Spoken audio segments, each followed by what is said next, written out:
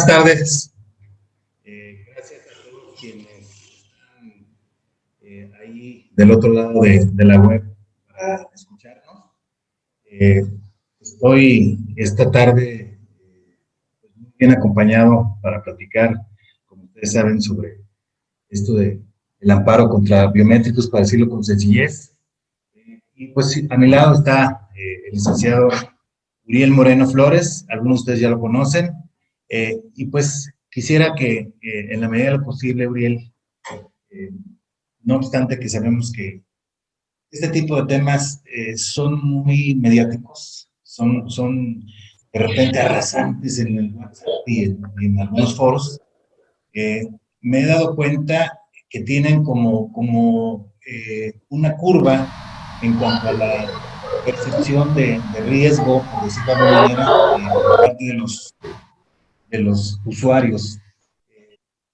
Insisto, Uriel, ¿qué pasa? Que hay una sensación por parte del ciudadano común, y bueno, pues esto no distingue porque tal vez somos privilegiados, somos un país donde la comunicación y las telecomunicaciones han progresado lo suficiente. Sé que hay espacios geográficos que tienen todavía limitaciones, pero la mayoría de los mexicanos tenemos acceso a Internet, tenemos una línea telefónica y por tanto tenemos motivos para que el tema que esta tarde estamos compartiendo aquí nos inquiete.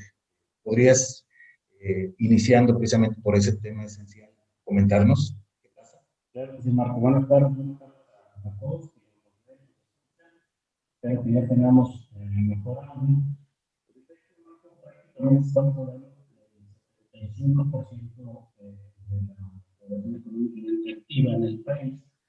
Todo cuenta con una línea de telefonía celular. De ese universo, casi la totalidad, no la totalidad, pero sí más del 90%, cuenta con lo que hoy conocemos como los smartphones o teléfonos inteligentes, que en buena medida tienen acceso de manera inmediata prácticamente a las diferentes redes sociales, todos los beneficios de las telecomunicaciones, ¿no? Por supuesto. Entonces, prácticamente estamos hablando de un universo sumamente importante que sin duda alguna es el área de oportunidad, digamos, es el campo de acción al que impactará en fechas próximas, prácticamente en este mes ya se cumple, digamos, el proceso que tiene la ley, se publicó y ya está surtiendo efectos, tenemos 30 días hábiles los medios de defensa que permiten precisamente la Constitución, la Ley de Amparo, y prácticamente estamos hablando de ese universo de personas. Prácticamente gran parte de la población, sobre todo quienes se encuentran en este segmento, de la población económicamente activa. Es la gran mayoría. Sí, te voy a decir algo. Yo me he topado con personas, dicen por ahí, comentario de pasillo, que dicen, bueno, ¿qué no tienen ya las personas, vamos, que no tienen ya un buen número de personas ya nuestros datos a partir de cómo ha permeado, eh, vamos, la tecnología y las innovaciones en ese sentido, a estructuras como el SAT, como el INE, etcétera, como que tienen esa postura, no sé si decir de resignación, pues al cabo los tienen, los han tenido y los van a seguir teniendo, como que no es para inquietarse tanto, ¿no? No sé si esto puede hacer algo más allá que una sensación de invasión al espacio personal infundada. ¿Qué opinas de eso? Bueno, la opinión que yo tengo es que en efecto hoy hay instancias gubernamentales que tienen acceso en buena parte a algunos de nuestros datos personales, no a la totalidad de los datos personales, no a un gran número de características que tenemos y sí de manera restrictiva, creo que no con el alcance que ahora en esta reforma a la Ley Federal de Telecomunicaciones se establece respecto de los datos biométricos. Realmente creo que esa parte es sumamente relevante, sumamente importante, más un tema de introspección, de invasión, tiene que ver con un tema de protección de la intimidad, de protección de la individualidad de cada uno de los ciudadanos, de los gobernados. Entonces, creo que es relevante al menos estar informados de los alcances que esto puede llegar. Ok. Mira, me da gusto darme cuenta que está por aquí también nuestro colega, bueno, quise decir tu colega, nuestro compañero, nuestro amigo Luis Acosta, que como tú sabes, es parte del equipo legal de Flores Santos con nuestra alianza con ML Abogados. Luis Acosta. Luis, bienvenido, buenas tardes. ¿Qué tal, Marco? ¿Cómo estás? Buenas tardes.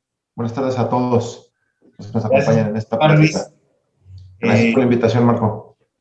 La verdad es que yo como responsable general de la firma y Uriel como el socio del área jurídica, dejar claro en las personas que estamos invitando que nuestra cobertura no es local, no es en el estado de Colima, sino es incluso nacional, y que tenemos pues la presencia suficiente en oficinas y demás en la Ciudad de México, a través de ML, en Guadalajara, y bueno, pues aquí también en todo nuestro estado.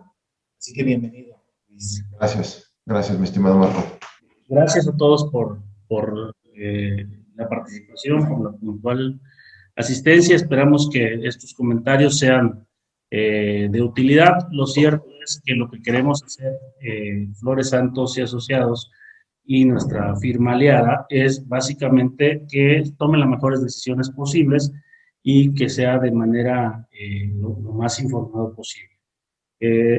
Como contexto general, lo que nuestro compañero en Guadalajara, Luis Acosta, nos puede robustecer un poquito más con su participación. Básicamente estamos centrados en reforma y adición que prácticamente ya fue sancionada, le llamamos abogados, ya fue promulgada prácticamente y publicada en el Diario Oficial de la Federación. Prácticamente se encuentra ya en vigencia, se encuentra en vigor. Estamos hablando del decreto por el que se reforman diversas disposiciones de la Ley Federal de Telecomunicaciones y Radiodifusión. Este fue publicado el 16 de abril del 2021. Como su nombre lo dice, implicó algunas reformas a esta ley ya previamente existente y algunas adiciones. Dentro de esas adiciones es parte de lo que hoy nos tiene charlando esta tarde, el día de hoy, que tiene que ver en buena parte con prácticamente la obligación que nace para quienes somos usuarios prácticamente del sistema de telecomunicaciones, en un primer momento de aportar, entre otros datos de información, los datos biométricos, a las empresas privadas y a la postre, evidentemente, al Instituto Federal de Telecomunicaciones. Básicamente, estamos hablando de esta incorporación de una obligación adicional, es una nueva obligación que incluso trae consecuencias, el no proceder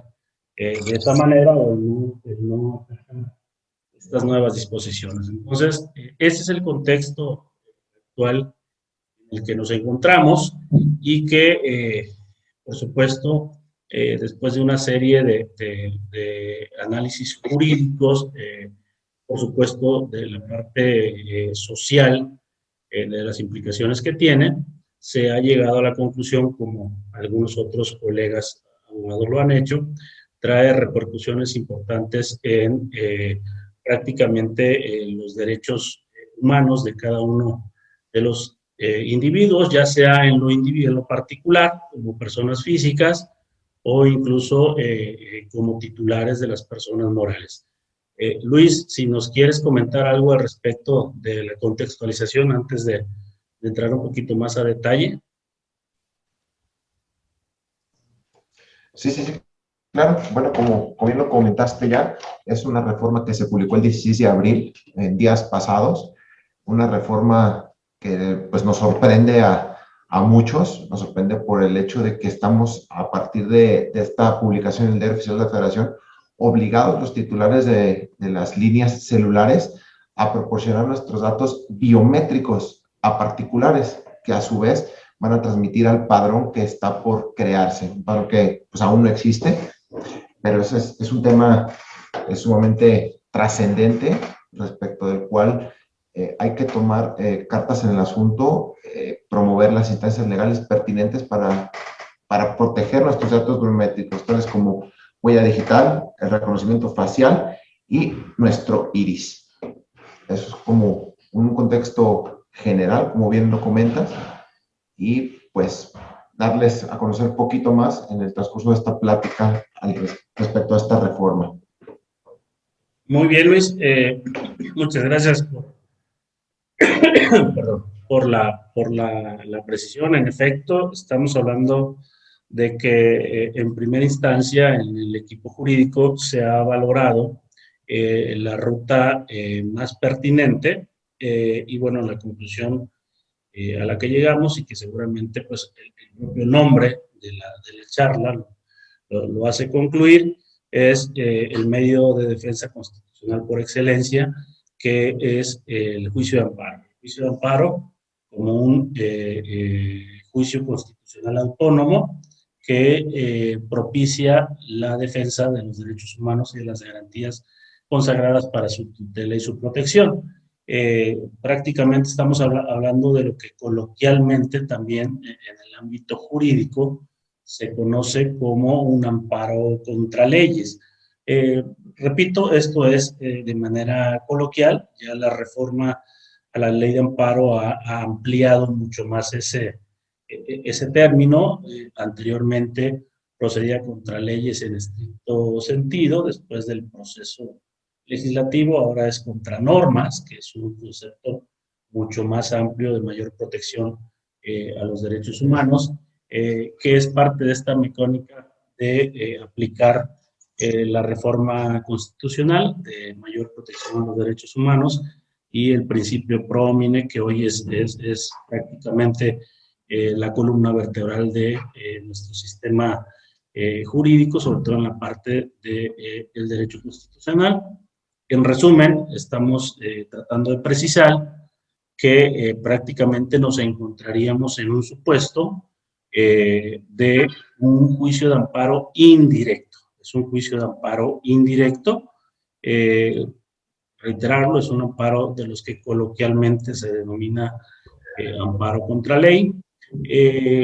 También había la disyuntiva en un momento, muy al principio, si esto era pertinente plantearlo a través de los juzgados de distrito, que a final de cuentas son las instancias competentes en cada entidad federativa. Existen juzgados de distrito, pero dada la especialización de la materia, dado la materialidad que tiene y los alcances que tiene esta ley, hemos concluido de manera unánime todo el equipo que prácticamente la ruta apropiada es el juzgado de distrito en materia administrativa, especializado en competencia económica, redifusión y comunicaciones. Está en la Ciudad de México. Evidentemente, para acceder a este juzgado de distrito, no deja de serlo, simplemente o de manera más importante, es un órgano especializado. Y para poder acceder a este órgano jurisdiccional de amparo, también creo que vale comentarlo, y Luis también, si me haces el favor de robustecerlo, tendríamos que hacerlo a través de los medios electrónicos también, que ya el Consejo de la Judicatura Federal ha puesto a disposición como un mecanismo de acceso a la justicia federal, que ahora con el tema del COVID, por todos fue conocido, se aceleraron esos pasos para poder acceder ahora sí que al juicio de amparo en línea prácticamente, a través pues, de los mecanismos de seguridad que nosotros quienes nos dedicamos a esta parte del derecho y a la parte del juicio de amparo en particular, pues ya tenemos, digamos, ahí como que muy avanzada. No sé qué opinas, Luis, al respecto. Sí, claro, como bien lo comentas, pues este tipo de juicios, si bien es cierto el amparo indirecto contra normas es competencia exclusiva de los juzgados de distrito, en el área de especialización existen los dos juzgados que están en Ciudad de México. Y pues, dada la circunstancia, como tú lo refieres, de la pandemia, pues aceleró mucho este proceso en línea, lo cual nos da mucha facilidad de tramitar los amparos desde el lugar en el que estemos sin necesidad de trasladarnos a la a la oficina de correspondencia común a presentarlos en físico e imprimir todos los tantos para correr el traslado a las autoridades responsables. Exacto. Aquí lo único que se requiere para la presentación es contar con su firma electrónica vigente, ya que se firma el promovente de la demanda de amparo indirecto, va a firmar con su fiel, se va a presentar de manera electrónica, de una manera muy sencilla, se autorizan las notificaciones también de manera electrónica y todo el juicio lo llevamos a través del portal del Consejo de la Judicatura Federal. Promociones y notificaciones se hacen a través del propio portal. Entonces, una manera muy sencilla, muy eficaz y que reduce inclusive pues costos para todos, ¿no? Correcto. Costos de traslado, de representación, de gestoría en, sí. las diferentes oficinas. Sí, la verdad es que este tipo de amparos, al ser únicamente competente dos juzgados, pues a todos los que no radican en Ciudad de México se les complica demasiado el trasladarse y esto también genera filas interminables de abogados que quieren presentar la demanda de amparo. Entonces, con esta excelente herramienta que tiene el Consejo de la Judicatura, podemos presentarlos en donde nos encontremos sin necesidad de hacer filas, sin viáticos para acudir a la oficina a presentar la demanda de manera física, ¿no? Entonces nos apoya mucho. Muy bien, muchas gracias. Por favor, nos gustaría a nosotros quienes estamos de este lado de Flores Santos y asociados y nuestros aliados, escuchar sus dudas, inquietudes, comentarios que pudiéramos disipar, que pudiéramos interactuar de manera tal que esto no se convierta en pues no el monólogo ya entre Luis y yo, ya rompimos el monólogo, pero sí quisiéramos en la medida de lo posible poder interactuar con algunos de ustedes, porque al final de cuentas lo que queremos hacer es tratar de disipar algunas dudas que pudieran tener, que pudieran surgir y tratar de orientarlos lo mejor posible y evidentemente si ya enseguida ya se lo requiriera, pues ya contactarnos en lo personal con ustedes para darle seguimientos a sus asuntos particulares. Alguien, por favor, de los escuchas, de quienes están del otro lado de la web, que quiera comentarnos algo, preguntarnos algo en particular, alguna duda, a lo mejor no hemos sido lo suficientemente precisos o concretos en qué consiste o qué consistió la reforma, por el tiempo de todos y en afán pues de construir esta dinámica, creo que lo hemos contextualizado, lo hemos generalizado prácticamente en acentuar que es una reforma y adición a la Ley Federal de Telecomunicaciones, pero si quisieran cuestionarnos, interrogarnos o interactuar simplemente, sería de mucha utilidad para quienes estamos de este lado. Uriel, igual y puede ser a través del chat. Habrá personas que por algo no quieran habilitar su micrófono. Yo estoy atento en el chat para darle voz a las preguntas. Y por Correcto. Aquí ya la primera, ¿por qué tan pronto? Porque se ha corrido también por ahí la comunicación, ha fluido por las redes, que faltan 2 años para la implementación y que igual y no se logra, que hay otro plazo para el amparo. Pareciera que firmas de abogados o una firma como la nuestra, multidisciplinaria, tiene prisa. ¿Qué me pueden decir al respecto los dos? ¿Por qué la prisa? ¿Por qué tenemos prisa por el amparo? Si se dice que hay otro plazo más generoso. Para los que gustan ver los toros detrás de la barrera. Correcto. ¿Gustas? Adelante, Luis, adelante, Luis. Ok. Bueno, más que prisa, la ley de amparo nos establece un plazo para la interposición de la demanda. Más que prisa es lograr presentar la demanda dentro del término que la propia ley nos imprime. Si bien es cierto, como lo comentas, Marco, quedan 2 años para que empiecen a recabar los datos biométricos de los titulares de las líneas celulares. Lo cierto es que la norma ya se publicó y ya nos causa una afectación. Por ende, ya podemos acudir al amparo indirecto a inconformarnos en contra de esta norma. Existe otro plazo, como bien lo mencionas, que es cuando le cause ya la afectación. Esto sería el momento en el que la compañía de celular en la que las personas tengan su contrato, los llamen para que registren sus datos biométricos. Podría ser otra oportunidad para presentar la demanda. A nosotros nos gusta presentarlas lo antes posible y que el momento en que la compañía de telefonía invite al usuario a que registre sus datos biométricos, ya tenga concedido un amparo. Es por eso que lo preferimos promover con la publicación de la norma y no hasta que se le invite a registrar sus datos biométricos.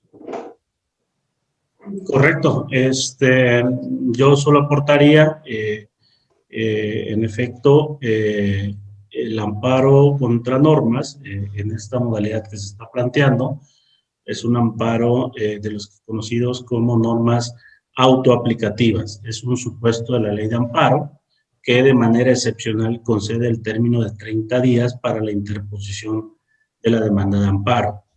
En el otro supuesto, en un amparo indirecto contra la aplicación, prácticamente ya sería contra una norma heteroaplicativa, ese lapso de 30 días se reduciría a un lapso ordinario de 15 días para la interposición del juicio de amparo. En el tema particular, el planteamiento o la ruta de la interposición del amparo indirecto contra la aplicación inmediata es básicamente porque desde la óptica jurídica la afectación a la esfera jurídica del gobernado existe desde el momento en que se entra en vigor esta norma. Es decir, no requiere un acto subsecuente para que prácticamente atente contra los derechos sustantivos, derechos humanos de cada uno de los gobernados. Sin embargo, me manifiesto respetuoso, Marco, de quien considere como una mejor oportunidad esperar en el momento que le generen un acto particular de molestia. Yo, al igual que lo comenta Luis, soy de la idea de que más vale prevenir que lamentar. Luego no sabemos qué pueda pasar y prácticamente con la concesión primero de la suspensión provisional y luego la definitiva, prácticamente ya hay una tutela de la justicia federal y evidentemente esperando pues a obtener una sentencia de amparo en este caso.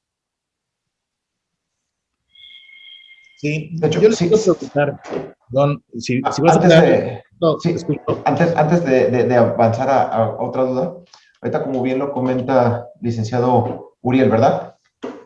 Sí. Como bien lo comentas, el tema de la suspensión es un tema delicado, es un tema sensible, en el cual si se promueve el amparo en el momento en que la compañía de telefonía llame al usuario para que registre sus datos biométricos, pues se pudiera correr el riesgo que al ser una persona moral, un ente privado, el que esté controlando todo este registro, pues se correría el riesgo a que le suspendan la línea de manera arbitraria porque no le han notificado la suspensión provisional. Por eso, si cuando le llamen al titular de la línea ya tuviera la sentencia, la ejecutoria dictada en el juicio amparo indirecto, ya únicamente llega y se presenta con la sentencia diciendo que esa norma no se le puede aplicar. Por ende, no le podrán requerir el registro de los datos biométricos. Muy bien, aunque entiendo que es muy técnico y no somos todos abogados, los menos somos abogados. Yo quisiera que ustedes nos aclararan algo que me parece fundamental y es en qué consiste el principio de aplicación relativo a la sentencia y si está de manifiesto, pues, en esta visión de proteger a nuestros clientes y amigos. Sí, perdón, es que estoy teniendo unos problemas de conexión. ¿Me podrías repetirlo? O sea, me estaba sacando la sesión esto. Sí, sabemos que existe, los que no somos abogados, pero que convivimos con ustedes, escuchamos a menudo en materia de amparo que existe el principio de aplicación relativo a la sentencia. Insisto, yo quisiera preguntarte a ti y preguntarle a Uriel ¿qué relación tiene ese principio con el tema que nos ocupa? Ese principio lo que implica es que la sentencia de amparo va a surtir los efectos de la concesión del amparo únicamente para la parte que lo promueve. Digamos que si las de las personas que están aquí presentes conocen a un vecino que promovió el amparo, se le concedió la suspensión provisional, la suspensión definitiva y se le concedió el amparo, el efecto de esa sentencia va a ser únicamente para la persona que promovió el juicio de amparo indirecto. No tendría un efecto que se conoce como erga omnes, que sería un efecto para todos. Ese es el principio que tutela ese principio relativo a la sentencia. Entonces, claro, y te los quise preguntar porque yo me he topado con personas que tienen esa visión de, bueno, qué bueno que ustedes lo están promoviendo, ojalá que lo ganen para beneficiarnos todos, ¿no? Era un poquito la idea. Entonces, de ahí el atrevimiento. es por eso lo importante que cada usuario, cada titular de la línea promueva su amparo indirecto. Si bien, como tú lo comentas, pues los que no son abogados no lo entenderán, todas las demandas de amparo que se promuevan en algún momento se van a suspender a efectos de que la Corte se pronuncie respecto al tema y todas las sentencias emitidas por los juzgados de distrito concuerden. Lo que buscaría la Corte en este sentido sería que no existan sentencias contradictorias entre el primero y el segundo juzgado de distrito o los colegiados una vez que se promueva alguna instancia superior en contra de la sentencia emitida. Correcto. Bien, clarifica en buena medida algunas de las dudas de nuestros radioescuchas, prácticamente quienes están del otro lado de la internet. Realmente es relevante el por qué sostener que es importante este medio de defensa constitucional, porque estamos hablando de manera sustantiva, de manera directa, contra una afectación a derechos humanos. Estamos hablando prácticamente que se puede llegar a trastocar, Marco, incluso la privacidad, incluso el tema de protección de los mismos datos personales, el tema de la honra, cuestiones incluso de carácter sumamente personalísimo, el libre desarrollo de la personalidad, que es otro de los deben ver coartados o restringidos de manera arbitraria, sin el cumplimiento de los trámites de ley. Hoy ya existen trámites para prácticamente la intervención de las telecomunicaciones. Hoy existen mecanismos legales que prevé nuestro mismo constituyente y que considero hasta cierto punto desproporcionado, que es otro de los temas que evidentemente se hacen valer en un amparo, la desproporción de la medida, porque ya existen mecanismos para garantizar prácticamente, etcétera, etcétera, pero no con la entrega prácticamente de todos nuestros datos biométricos. Entonces, aparte, creo que vale la pena también comentarlo para quienes nos están escuchando y viendo de aquel lado. Sí, si me permiten ambos, hay una pregunta aquí en el chat que es muy oportuna. Y nos dicen que si alguien que tiene varias líneas tiene que promover varios amparos o es un amparo por persona. Y yo les diría, por favor, aclárenos tanto en la que hubiera diferencia. Bien. Adelante, adelante. Gracias. El amparo lo promovemos por cada titular. Si el titular tiene a su nombre cinco líneas, la protección le va a alcanzar para esas 5 líneas y las que quisiera sacar en un futuro. Aquí recuerden que el amparo va a proteger a la persona, no a los números de teléfono. Es decir, si yo tengo 10 líneas, la de mi esposa y la de mis 14 hijos, el obligado voy a ser yo, como titular de la línea, de registrar mis datos biométricos. En ese entendido, yo promuevo una demanda de amparo y respecto de las 15 líneas que estén a mi nombre, no voy a registrar ningún dato biométrico. Y aquí el tema para una persona moral sí sería interesante, lo hemos ya debatido aquí en la oficina, necesitaríamos promover una demanda de amparo por cada representante legal de la persona moral, porque no hay como tal una distinción, no refiere la propia reforma cuál de los representantes legales o el administrador general único es quien debe acudir a registrar sus datos biométricos, pero como representante legal, a cualquiera de las personas se les debe llamar. En ese entendido, nosotros sugerimos que cada representante legal promueva una demanda de amparo indirecto. Acotando esta diferencia entre persona física y persona moral, Marco, lo que marca, perdón, lo que marca el eje rector es la titularidad de la línea. ¿Quién es el titular de la línea? Cuántas líneas sean, es un dato secundario. Lo elemental es la persona o el individuo titular de ese derecho.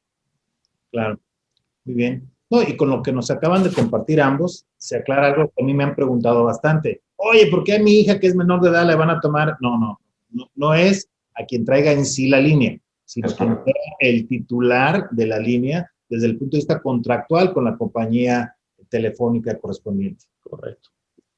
Así es. Básicamente es quien se encuentra, es como también la mayoría, o si no es que todos sabemos, son prácticamente contratos de adhesión. Prácticamente estamos sujetos en ese paraguas de derechos y obligaciones, y es ese titular de relación contractual quien está sujeto a estos derechos y obligaciones preexistentes y que ahora genera esta reforma y adición a la Ley Federal de Telecomunicaciones. Ok, para los que no son abogados, contrato de adhesión es, así está, y como está lo firmas. ¿Quieres o no? ¿Te late o no te late? Ese es un contrato de adhesión. No hay opción. Es impositivo. Sí, claro, no hay acuerdo de voluntades. Me están imponiendo eso que dice el contrato y pues lo firmo, ni modo. Hay una sola expresión de tu voluntad. ¿Firmas o no? Ok. Muy bien. Creo que con esta parte alcanzamos a disipar varias de las dudas que han venido surgiendo en el chat. Gracias a quienes han recurrido a este medio para hacérnoslos llegar. No ha habido quien se haya aventado a interactuar de manera directa. Sin embargo, creo que en buena parte recoge la mayoría de las dudas que posiblemente pudiera tener el público en general, Marco.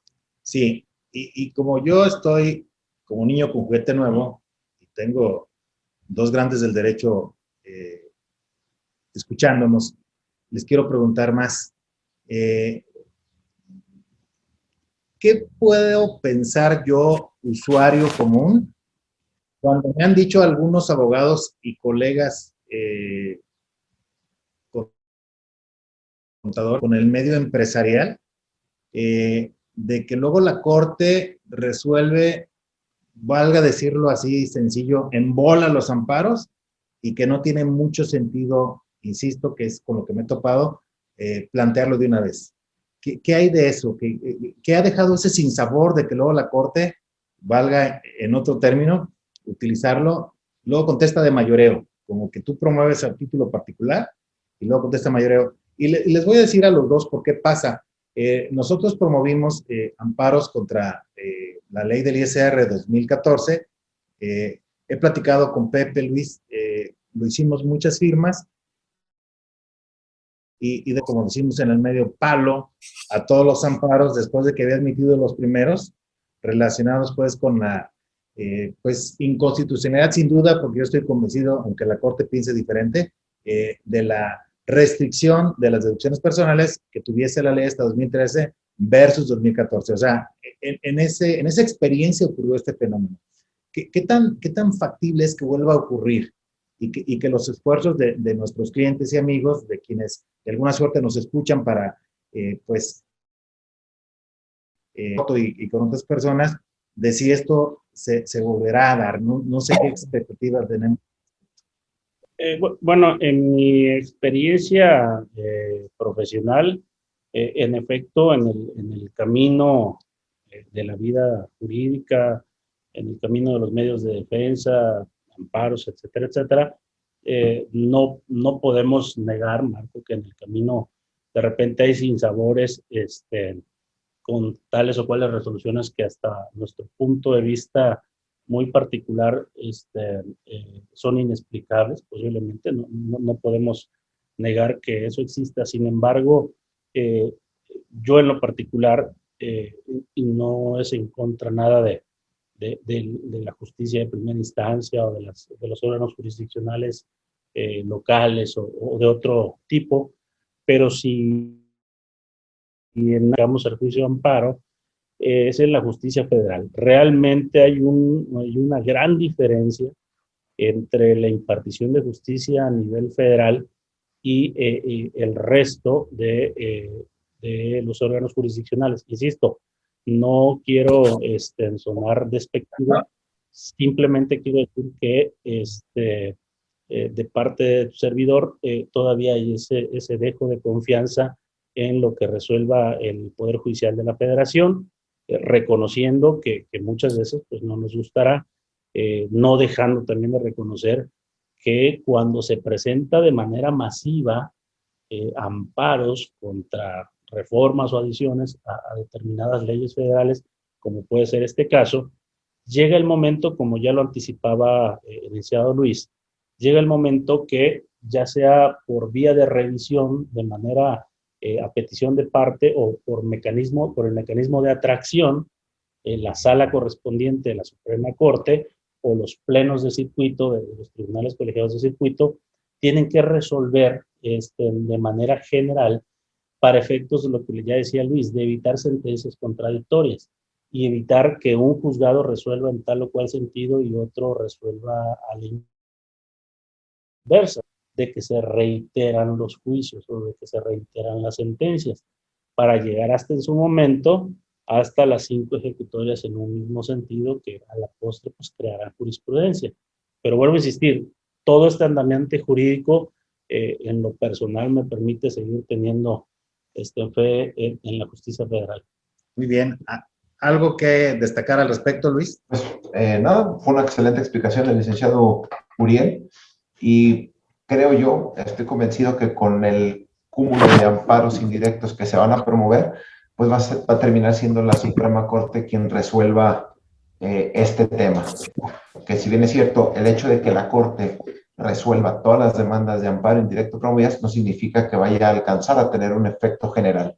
Es reiterando la pregunta anterior que formulaste, Marco, simplemente es para que se resuelvan en un mismo sentido todas las demandas de amparo indirecto promovidas. y que los juzgados o tribunales de colegio de circuito sigan esa línea que ya estudió o que ya resolvió la Corte.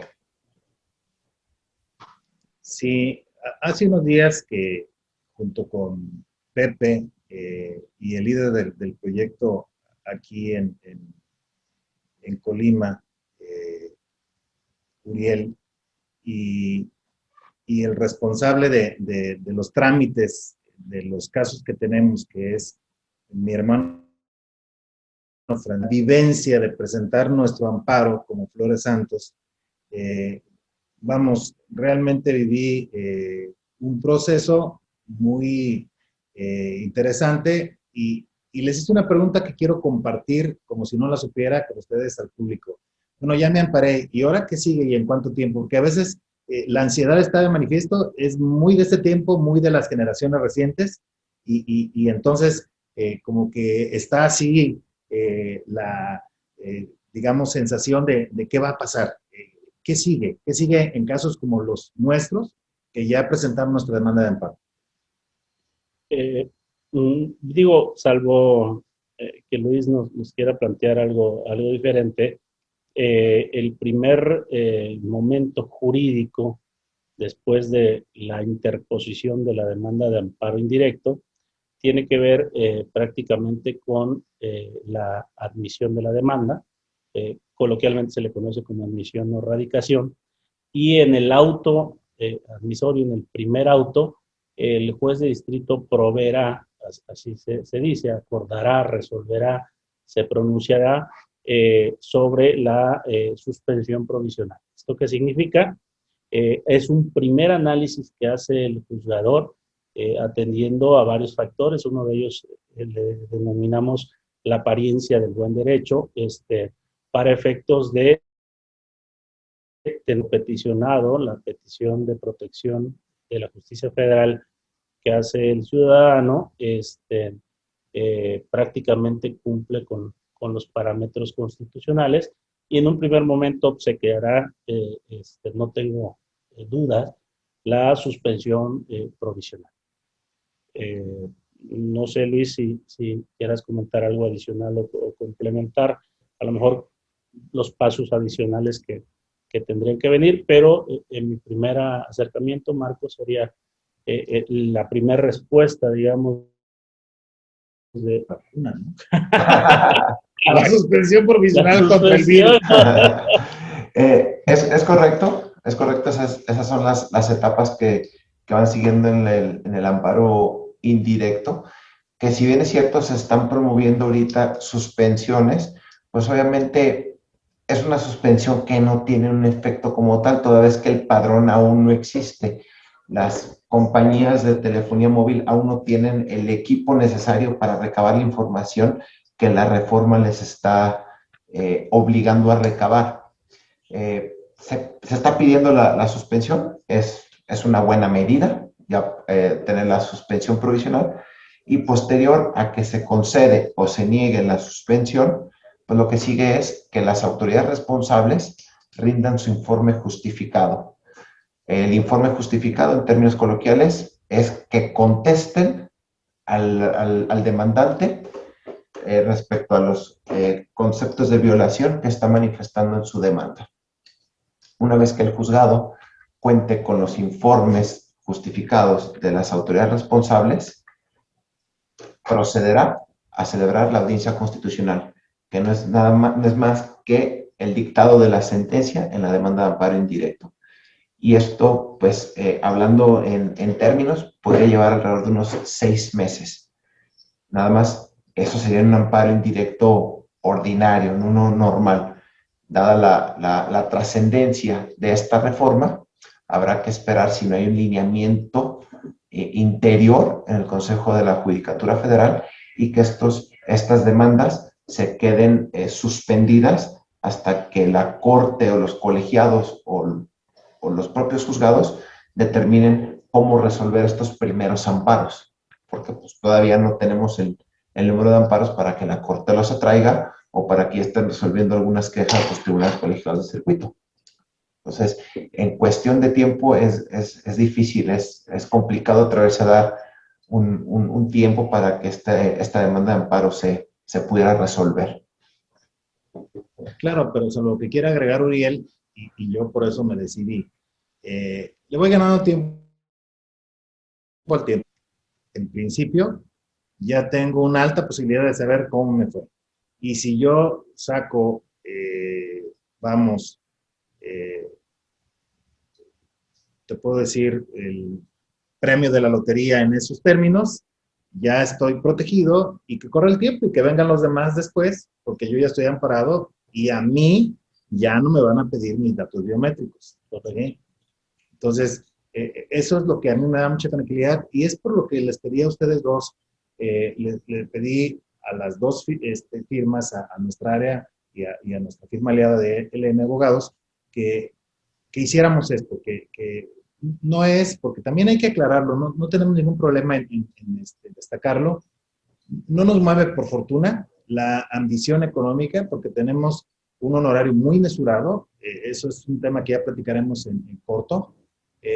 Lo que queremos es hacer, simbrar desde el derrotero de la justicia, desde los espacios honorables de litigio, para que las instancias de gobierno no sientan que pueden hacer lo que sea con nosotros, sobre todo cuando llegan a terrenos tan delicados como conocer esa intimidad desde el punto de vista vamos, de la naturaleza humana general, no sé cómo expresarlo, ¿no? O sea, ¿cómo se atreven a pedirnos esos datos? Y además, no solo a pedirnos a través de alguien que tiene, como nosotros, una condición de ser iniciativa privada, de estar expuesto a muchas cosas. Y cuando digo eso es, si lo tiene una institución que está protegida, que está militarizada en términos de que no llegas a donde están los datos antes de estar muerto, dices, bueno, confío porque un yelmo, por decirlo así, no sé cómo expresarlo, está súper protegida en mi información. Pero cuando X empleado, que a lo mejor es una vecina, un vecino del barrio, tiene acceso a tus datos biométricos y a lo mejor no tiene los mejores hábitos y a lo mejor hasta los anda vendiendo, o sea, es donde empieza uno a tener dudas, cierta incomodidad y bastantes dudas. Correcto. De hecho, qué bueno que tocas ese punto, Marco, porque pues es bien sabido, ¿no? Uno va al SAT a tramitar su fiel, pues le piden exactamente lo mismo. Escanean el iris, tienen tu reconocimiento facial, tienen tus huellas dactilares. Vas al pasaporte y es lo mismo. La diferencia de este caso es que los datos los tienen particulares. Los va a tener AT&T, los va a tener Movistar, los va a tener Telcel. ¿Y qué es lo que puede pasar? Pues que vendan bases de datos completas donde ya no solo tengan tu nombre y dirección, donde tengan el registro del iris de la persona que registró estos datos, la huella dactilares y el reconocimiento facial. Pero ya las autoridades ya lo tienen. Aquí el tema delicado, hago énfasis, lo reitero, es que estos datos los va a recabar la institución privada, no el gobierno. Y ahí en esa comunicación, ese envío de los datos biométricos, es donde, pues, desconocemos qué pueda pasar con esa información y es importante protegerse a través de un amparo para que no recaben estos datos y puedan ir a parar a manos de quién sabe quién. Ok, Luis, con tu permiso y con el permiso de todos ustedes, me permito despedir a Uriel Moreno. De hecho, pido una disculpa. Uriel no iba a llegar, tuvo un contratiempo. Yo le supliqué que no me dejara solo porque me da miedo estar solo en este tipo de temas. No, la verdad es que es este tipo de digamos, conocimientos, el tema en sí es para abogados, yo solamente quise moderar el evento. Tiene que regresar a una asamblea de accionistas que estaba, me dice, muy efervescente. Pidió chance, dada mi imploración, por eso me disculpo, yo detuve un poquito el inicio de la transmisión. De hecho, bueno, hubo algunos contratiempos ahí con los equipos, por lo mismo, porque yo estaba esperando que Uriel, que iba a ser el anfitrión original para empezar a difundir, pues no llegaba, porque ya ven que todos traemos cargando nuestra lab, y entonces por eso demoré, pero te agradezco mucho que hayas estado con nosotros, Uriel, y bueno, si cabe, me quedo con los demás y con Luis, porque que pudieran tener todavía algo que comentar. Y siempre se trata de que si ya nos hicieron el gran favor de admitirnos en sus espacios para tener esta comunicación, pues que estén resueltos de lo que se hayan propuesto. Gracias, Marco. Uriel. Gracias. Hasta luego. Gracias, Adiós. Uriel. Hasta Adiós. luego.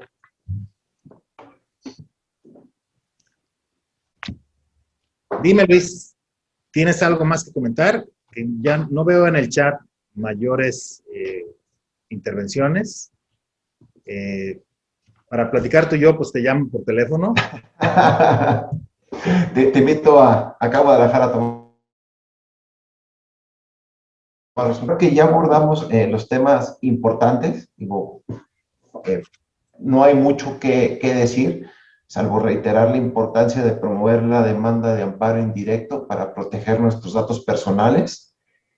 Y pues, así como bien lo dices, ¿no? Si alguien de los presentes tiene alguna duda, como bien lo dices, ya nos regalaron unos minutos de sus agendas, pues hay que desquitar esta hora de sesión respondiendo las preguntas y las dudas que hayan surgido o que hayan leído inclusive en redes sociales o en algún periódico en internet que quisieran disipar. Mira, en lo que alguien se avienta, porque estoy atento al chat, déjame compartirte otra de tantas que yo he tenido.